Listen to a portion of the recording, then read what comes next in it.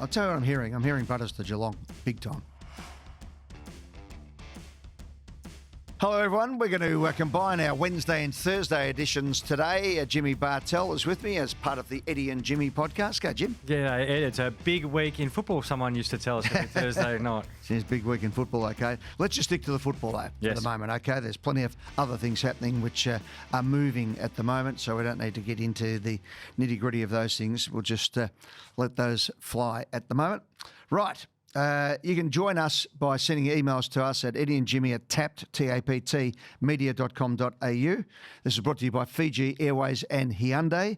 You can do big things with the new Alexio. Visit your local Hyundai dealer today. And, of course, Fiji Airways. Visit fijiairways.com to book your flight to Fiji and beyond. Fiji Airways, where happiness takes flight. All right, I'm going to hit you with the first one. This is from Woz. Warren says, regarding Greg Swann, how do you assess Greg Swann's first year at the helm? Most fans I talk to are underwhelmed. Wasn't he deemed to be the messiah to revolutionise footy for the better? I always find when you go into these key positions, you go in with a lot of momentum and then you get there and you hit the wall, right? Because suddenly all the other obstacles that you may not have thought about come into play, and also very hard to steamroll your way through in these situations. So I'm going to give Greg Swann the benefit of the doubt to let him get to the end of this season and then make the decisions that need to be made. So if you gave him a score out of 10? Well, it's, there's always something going wrong in footy, but no, I don't want to score him. No, all right, I think it's unfair. I'll give it like a batting average. I reckon he's averaging about 36.8. Right. So he's solid, keeping his position. Room to improve. Room to improve. But I think that's the whole game. Yeah. I think headquarters is room to improve. All right. Can I ask you? Yes. Damien says, going in tall, if Jimmy was a coach in the league at the moment, would he choose to go into games short or tall? It seems that nailing selection from a height perspective has never been more important than it is at the moment, and particularly because so many small players can play tall these days. That's right. So that's going to be a difficult one to answer. I don't know. I'm going to get big Gary Ayres on you, your talls and your smalls and your McGuires and your Bartels. But look, it depends the style of footy you're playing. Are you playing on a competition with big grounds, small grounds? Yeah. Look, it is definitely going to be horses for courses. Yeah, and as the weather gets better, as Jack Dye used to say, the big guys don't get any smaller as the game goes on. But the small blokes don't get any slower either. Exactly. So, again... Especially the run and gun at the moment is fantastic. Yeah. It's electrifying. If you play with pace on the game, you're probably going to go smalls. If you're going to play a long, slower kicking game, you probably want the talls. That sort of mid-range utility type player, the 6'3" in the old, who can run and jump and play. They're very rare. Yeah. They're hard to find. That's why they're normally the stars. Tell you what, it's interesting. I'd like to see a few more of those be able to take a mark, though. Yeah. Marking's one of the great separating things with talent. Very much. Yeah. If you can take a mark, you're good at that. How do you hone your skills taking marks? Jumping into the neighbours' bushes over the fence every day, squashing the plants. Killing the old couch. Yeah, with the boy. Yeah. Playing 10,000 hours of keepy-uppy down the hallway. Yeah. The footy sock rolled up. Yeah. All that. But then the amount of hours I spent constantly laying on my bed. Throwing it up. Right hand, catch it to the left hand, catch it to the right hand, hour after hour. And the most annoying bit is when you just threw one a bit too far and you had to get up off your bed. Yep. To go get it. Yeah, I used to have, my dad used to give us a tennis ball on a string or tennis ball in a stocking, actually. Yeah. What we used to do, and you just walk around kicking it. And I do that with the cricket, and do that, but on your left foot, and you got that sort of. Yep, walking to school, bounce with your left hand, bounce with your right hand, bounce with your left hand. All that sort of stuff. Fantastic. Yeah, just... Righto, Brownlow medal. The Brownlow medal is undoubtedly Nick Dacos and probably has been since round 10. That means it's another midfielder that will receive it this year, rightly deserved. But is there anything we can do to give defenders or forwards more of a chance of winning it? Would make the count far more enjoyable, like the Richo night. Yeah, well, I think now we've got 4 umpires, we should be able to actually look at the situation. Somebody kicks 5 goals in a game now, it should be right up there. It used to be 7+ back in the seasonally adjusted days. Basically, if you kick 10, you got 3 votes, was the way it used to be, although I think Peter Hudson kicked 16 one time and got second best on the ground. But I think Dacos is that far in front. Yep. It doesn't matter. And Bontempelli has just been unbelievable, playing with running on one leg for a fair while. But Used to be Ruckman used to go well in the Brownlow back in the day. Yeah. Oh, Gary Dempsey, Peter Moore, Len Thompson, Scotty Wind. Scotty Wind, Graham Moss, Jim Steins. Jim Steins. Yeah. Adam Goods was probably as a ruckman. Yeah. He was his first one was the mobile ruck, wasn't it? Yeah. Was it the first one? Yeah, I think it was the first one. Craig says, that was from Steve. Thank you, Steve. From Craig. Every year the umpires start rewarding players for ducking and then it comes contagious amongst the competition. This is a big one given that concussions now are going to be continue to be a dominant situation. Why do the umpires always go back to paying these free kicks when the player is ducking? The commentators don't even seem to know the rules either. If you contribute to a high contact, that is your prior opportunity should be holding the ball. This ducking is a blight on the game, and I hope it doesn't decide a final. The commentators do know the rules, but they're just calling the game. Yeah. It's the old one, and I often reference basketball here, Ed. The umpires can set the tone in the first 10 minutes of what's being called. So basketball, they call it calling the game tight, or you call the game loose. Yep. And players test those boundaries early. So if you came into me and you tried to get a high free kick by ducking into it, and I did get you high, and the umpire went, holding the ball, you're in it. You watch players, they won't. They'll be a lot more reluctant of trying to do that because, hang on, I'm not getting it tonight. Yeah. But if they get the early one, you watch the next 2 or 3. Yeah, I know. We've got to get that out of the game. Michael says, finals beckons. Congratulations to Fremantle, who have won the minor premiership. I hate minor premiership. See, I'll tell you what the other thing I do. Greater reward for top of the ladder? $1 million to the players. Yes. Here.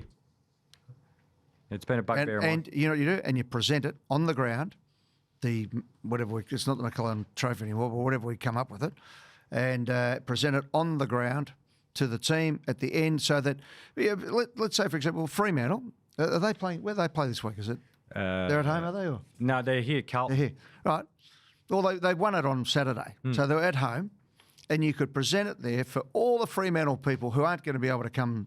It's hard to win a premiership, but you could do that, and you 3 cheers for everybody, and you do a bit of a lap, and fantastic. We have won the home and away season. Yeah, it's a long time you've got to play. There needs to be greater reward for top of the ladder. Well, I'd give that, and I'd give it to the players, and I'd give it to the coaches. Yep. Straight in. Well done. Not plenty of money. So I agree with you there. It doesn't sit right to me that after such a dominant season, Fremantle will be rewarded with having to travel to the MCG to make the grand final. Yeah, bad luck on that one because that pays for everything, the grand final at the MCG. That's right, the grand final's at the MCG. Stop everyone worrying about it. It's there till 2059. Yeah, that's a long Come way back and away. see me in 2060. The best team all year, clear on top, and the grand finals played in Victoria. Will this ever change? Just answered that. Yeah, no. until 2060. No, and I tell you what, and if we can get the deal done to finance it to build and turn the MCG into, with the Southern Stand, into 120,000, that's what we'll be doing. Right? So there's a little bit of fairness and a little bit of unfairness in the world, but the result for the greater good has to come into play, and that means having the MCG as one of the best stadiums in the world. Ed, I want to get into are you in or out on the following statements. Right, go. So we can jump into it. The Saints would regret letting Jack Steele go, in or out? Well, yeah, because he's had a great season and he's a great person, and it was a strange one to me right from the word go, to be honest. Yeah, great leader. Yeah. But you know what? The freshen up might have spiked him into some good form and maybe a different system. Yeah, but I mean, but the Saints know what they're doing. They know what they're trying to do. Yep. But if you ask me straight up, I'd like to have Jack Steele on my team all day. Yes, I'm a big Jack Steele fan. Me too. Toby Green should stay at GWS. Yeah, he should. In. I'll tell you what I'm hearing. I'm hearing Butters to Geelong, big time. Is it just trying to create a bit of leverage? No, I'm hearing that the doggies are getting a bit fractious. That's what I mean. Create a bit of tension in the market from certain people. Well, it's causing tension, that's for sure. Yeah. But the mailers, it's getting stronger for the Catters. I wonder how the Cats would get that deal done. Players. Bob Irwin hosting of the Logies on Sunday night was the best we've seen since 2005, in or out. Who did do that? Was that me? Yeah, I reckon it might have been. No, I think Sam Pang has been unbelievable the last 3 years. And he won the Gold Logie, He won Sam the Pang. Gold Leg, he did, and it was great. I thought Robert was fantastic. Yeah. And I've known Robert since he was a little boy. I did This Is Your Life with his mum.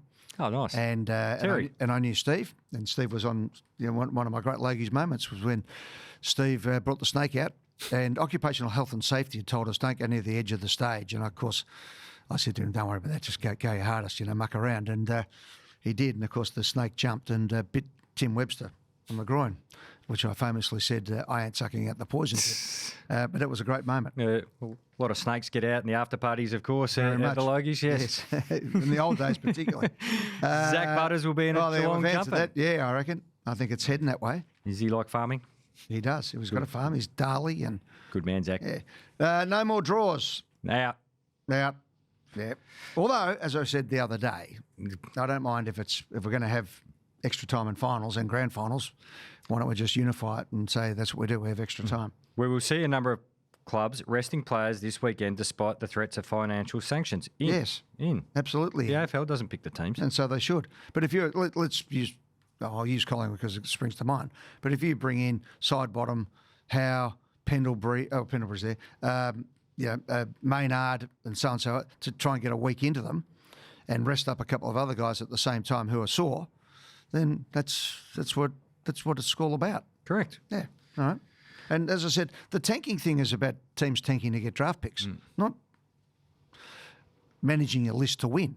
Correct. Yeah. Well, it's almost saying you value round 24 over your own wild card that you put in. Yeah. The quality of football we're seeing at the moment is the best we've seen in years. I'm enjoying the footy. I love it. I love the footy, but so I'm saying out because I've enjoyed the footy last few years. Yeah. So Okay.